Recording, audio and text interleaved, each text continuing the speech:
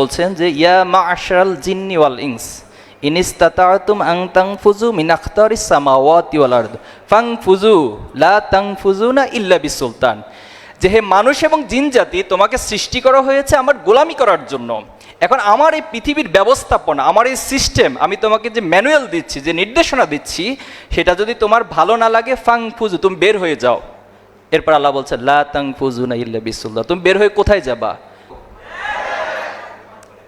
আচ্ছা, শুক্রিয়া। তো আল্লাহ শুক্রিয়া আদায় করছি আপনাদের সাথে আজকের এই প্রোগ্রামে সংযুক্ত হতে পেরেছি, এবং ঢাকা বিশ্ববিদ্যালয়কে ধন্যবাদ জানাচ্ছি চমৎকার আয়োজনের জন্য। সকাল থেকে আয়োজন হচ্ছে, সভাপতি অনেকটা ক্লান্ত মনে হচ্ছে ভাইকে। তো আলহামদুলিল্লাহ, সুন্দর আয়োজন। ইতিমধ্যে আপনাদের ক্যারিয়ার নিয়ে যথেষ্ট আলোচনা হয়েছে। আমাদের প্যানেলিস্ট যারা ছিলেন প্রত্যেকটা ইস্যুকে অ্যাড্রেস করছে, এবং আপনাদের কোশ্চেন আনসার সেশনেও যে বিষয়গুলো জানার ছিল, গ্যাপ ছিল, সেগুলো ওনারা আপনাদের সামনে তুলে ধরেছেন।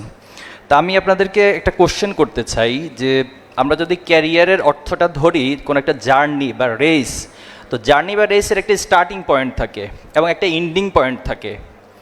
এখন কে কে বলতে পারবেন যে আসলে আমাদের এই স্টার্টিং পয়েন্টটা কোথায়?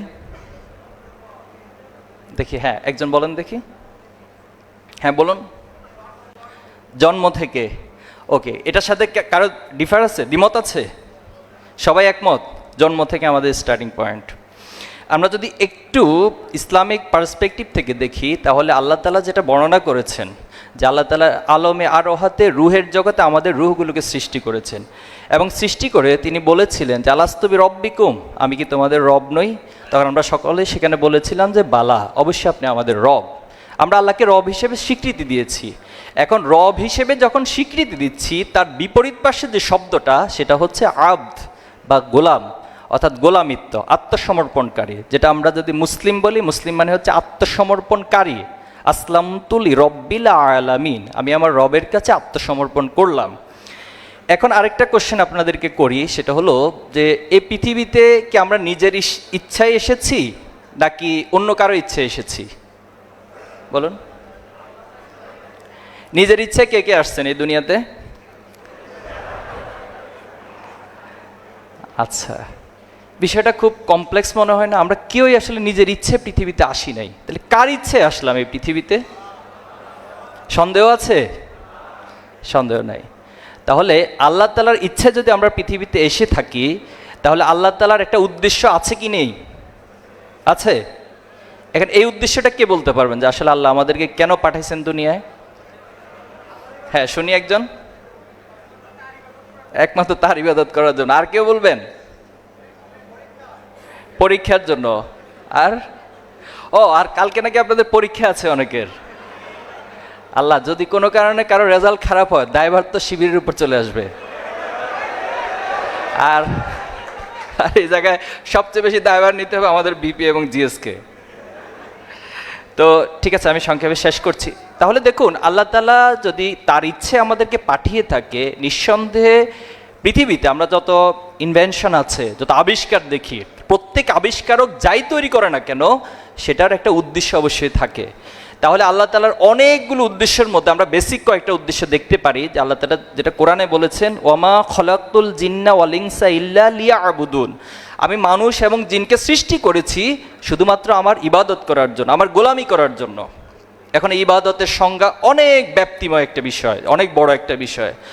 এটাকে যদি আমরা এক লাইনে নিয়ে আসি, সেটাও কোরআনে আল্লাহ তাআলা বলছে, মা আতাকুমুর রাসূল ফাখুযু ওয়া মা নাহাকুম আনহু ফান্তাহু, রাসূল তোমাদের কাছে যা উপস্থাপন করছে সেটা তোমরা গ্রহণ করো, আর রাসূল তোমাদেরকে যে কাজগুলো থেকে নিষেধ করেছেন সেটা থেকে তোমরা বিরত থাকো। এখন দেখুন, আমরা যদি আল্লাহর গোলামি করি, তাহলে এটা উপকারটা কার? আল্লাহর না আমাদের? আমাদের। আর আমরা যদি আল্লাহর গোলামি না করি, তাহলে ক্ষতিটা কার? আমাদের। এক্ষেত্রে সূরা রহমান একটা আয়াত আল্লাহ তাআলা বলছেন যে ইয়া মা'আশারাল জিন্নি ওয়াল ইনস ইন ইসতাতা'তুম আন তানফুযু মিন আখতারিস সামাওয়াতি ওয়াল আরদ ফানফুযু লা তানফুযুনা ইল্লা বিসুলতান। যে হে মানুষ এবং জিন জাতি, তোমাকে সৃষ্টি করা হয়েছে আমার গোলামি করার জন্য। এখন আমার এই পৃথিবীর ব্যবস্থাপনা, আমার এই সিস্টেম, আমি তোমাকে যে ম্যানুয়াল দিচ্ছি, যে নির্দেশনা দিচ্ছি, সেটা যদি তোমার ভালো না লাগে ফানফুযু, তুমি বের হয়ে যাও। এরপর আল্লাহ বলছে লা তানফুযুনা ইল্লা বিসুলতান, তুমি বের হয়ে কোথায় যাবা? এই পৃথিবীতে যদি আপনাকে ঢাকা বিশ্ববিদ্যালয় থেকে বের করে দেয়, আপনার তো চিটং গিয়ে ভর্তি হবেন, চিটং থেকে বের করে দিয়ে রাজশাহী ভর্তি হবেন, বাংলাদেশ থেকে বের করে দিলে ইন্ডিয়া অথবা অন্য কোথাও যাবেন। কিন্তু আল্লাহর রাজত্ব থেকে বের হয়ে কোথায় যাবেন? পৃথিবী থেকে ছেড়ে দিয়ে যদি আপনি চাঁদে যান, চাঁদটা কার? সন্দেহ আছে? আপনি মঙ্গল গ্রহে বলবেন যে আমি মঙ্গল গ্রহে চলে যাব, এই ব্যবসা বাণিজ্য ভালো লাগে না, এত উদ্যোক্তা, এগুলো সব বাদ, এত পড়াশোনা। মাঝখানে আপনারা ডাকসুর ইলেকশনের সময় সম্ভবত সাদিক ক্যাম্প ভাইকে একদম বলতেছেন যে বিজনেস স্ট্র্যাটেজি, এত পড়াশোনা একটু কমানোর সুযোগ আছে কিনা, ভিডিওটা দেখছিলাম আমি। তো এ জাতীয় কিছু বিষয়, তো সব কিছু ছেড়ে দিয়ে যদি আপনি মঙ্গল গ্রহে চলে যান, সেই মঙ্গল গ্রহটা কার? নিঃসন্দেহে আল্লাহর। তাহলে লিল্লাহি মুলকুস সামাওয়াতি ওয়াল আরদ, আসমান ও জমিনে যা কিছু আছে সব কিছু আল্লাহ তাআলার জন্য। তাহলে এখন আমরা যে আল্লাহর গোলামের জন্য সৃষ্টি করা হয়েছে, এই গোলামির যে নির্দেশনা, এটা আপনাকে কোরআন থেকে নিতে হবে, আল্লাহ রাসূলের সুন্নাহ থেকে নিতে হবে। যালিকাল কিতাবু লা রাইবা ফিহি, সেই কোরআন থেকে আপনাকে পড়তে হবে। একটু জানতে চাই, আপনাদের নিজেদের কাছে কোরআন সংরক্ষিত আছে কার কার?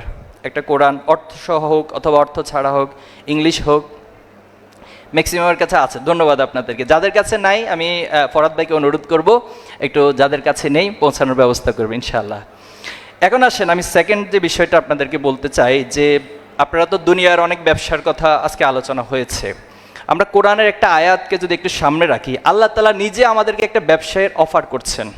সূরা সফের 10 নম্বর আয়াত, ইয়া আইয়ুহাল্লাযীনা আমানু হাল আদুল্লুকুম আলা তিজারা। তিজারা মানে হচ্ছে বিজনেস, চুক্তি, এটা আদান প্রদান হবে কোনো কিছুর।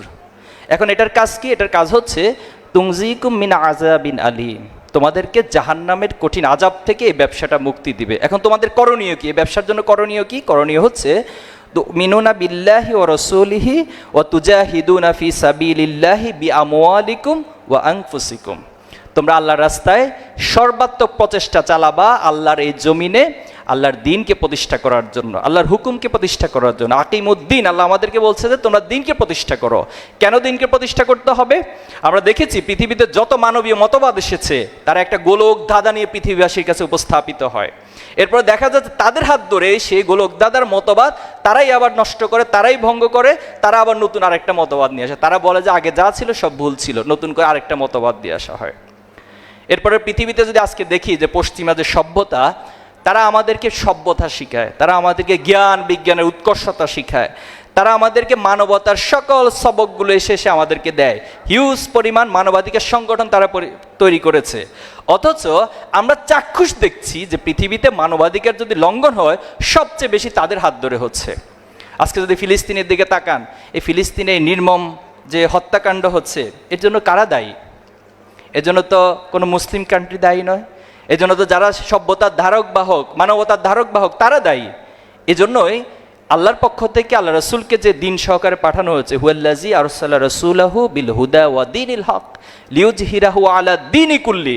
সকল মতাদর্শের, এই মানবীয় মতাদর্শ মানুষকে আলটিমেট শান্তি দিতে পারে না, বরং সেখানে জাহিলিয়াতময় একটা সমাজকে আল্লাহ রাসূলুল্লাহ সাল্লাল্লাহু আলাইহি ওয়াসাল্লাম সে দীনে হক সহকারে এমনভাবে প্রতিষ্ঠিত করেছেন, সেটা সত্যিকার অর্থে একটা ন্যায় এবং ইনসাফের সমাজ হয়েছে, একটা বৈষম্যহীন সমাজ হয়েছে। সেখানে বৈষম্যহীন সমাজ ব্যবস্থার জন্য কাউকে আন্দোলন করতে হয় না, সেখানে বৈষম্যহীন সমাজ ব্যবস্থার জন্য আবু সাইদদেরকে জীবন দিতে হয় না, বরং সেখানে অটোমেটিকলি আল্লাহর পক্ষ থেকে পাঠানো যে ইনসাফ, সেই ইনসাফ প্রতিষ্ঠিত হয়। এখন আসুন, আমরা যদি এই ব্যবসা করতে চাই, তাহলে আমাদেরকে আল্লাহর প্রতি ঈমান আনয়ন করতে হবে এবং সর্বাত্মক প্রচেষ্টা চালাতে হবে। আর এর মধ্যে আল্লাহ তাআলার পক্ষ থেকে ঘোষণা হচ্ছে আল্লাহ আমাদেরকে জাহান্নাম থেকে মুক্তি দিবেন। আমরা জাহান্নাম থেকে মুক্তি চাই? জান্নাতে যেতে চাই? জান্নাতে যদি যেতে চাই, তাহলে আল্লাহর নির্ধারিত যে বিধান, সেটা আমাদেরকে পালন করতে হবে। আমি সর্বশেষ পয়েন্ট বলে শেষ করছি। দেখুন, ঢাকা বিশ্ববিদ্যালয়ে আপনারা বিজনেস স্টাডিজ যে ফ্যাকাল্টি, এখানে চান্স পেয়েছেন, নিঃসন্দেহে এটা অনেক স্বপ্নের একটি জায়গা, অনেক শিক্ষার্থীর কাছে স্বপ্নের জায়গা। যে স্বপ্নের জায়গাতে আপনারা এসেছেন, এজন্য আল্লাহর কাছে অবশ্যই আপনার শুকরিয়া আদায় করেছেন। আল্লাহ নীতিমালা হচ্ছে আপনি যত বেশি আল্লাহর শুকরিয়া আদায় করবেন, ফাইন শাকারতুম লাযিদান্নাকুম, আল্লাহ আপনাকে আরও বাড়িয়ে দিবেন।